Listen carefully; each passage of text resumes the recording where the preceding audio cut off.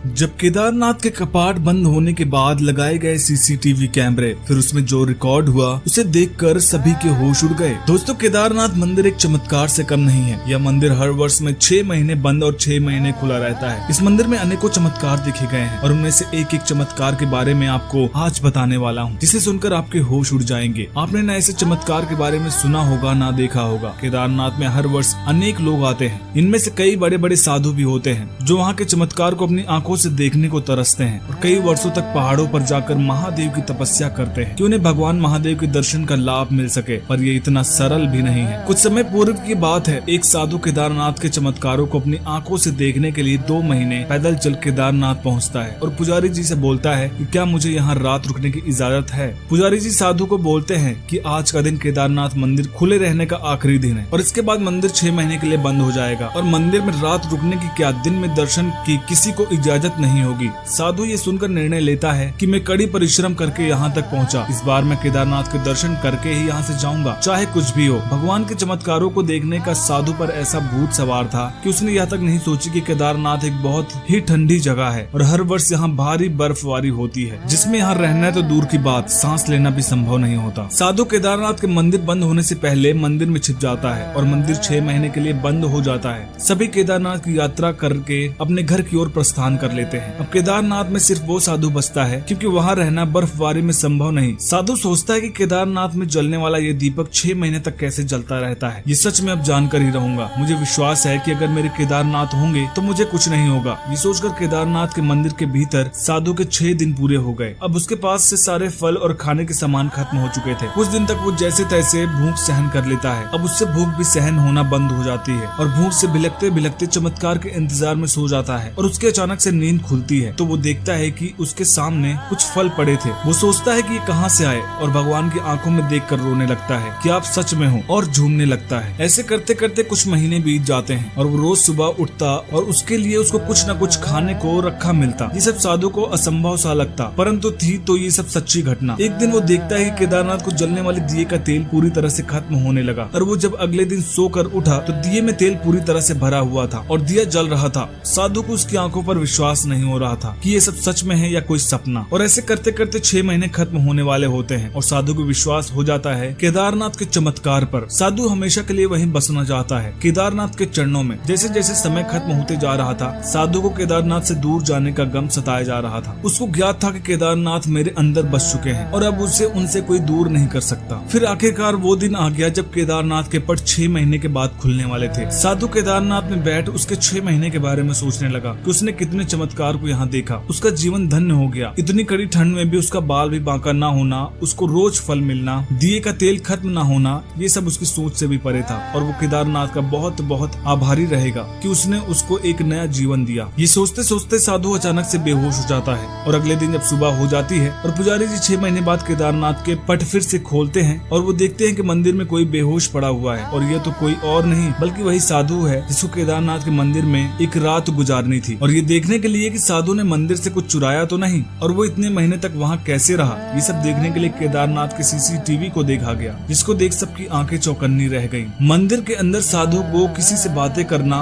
उसको रोज फल मिलना, ठंड ना लगना, ये सब कैद हो गया। दिए का इतने समय तक जलना, ये सब देखकर लोगों को अपनी आंखों पर यकीन नहीं हो पाया और सब साधु के पैर पड़ने लगे कि वो धन्य है कि उसे केदारनाथ के चमत्कारों को इतनी करीब से महसूस किया और देखा। दोस्तों, वीडियो अच्छी लगी तो कमेंट में हर महादेव लिखकर चैनल को सब्सक्राइब जरूर करें।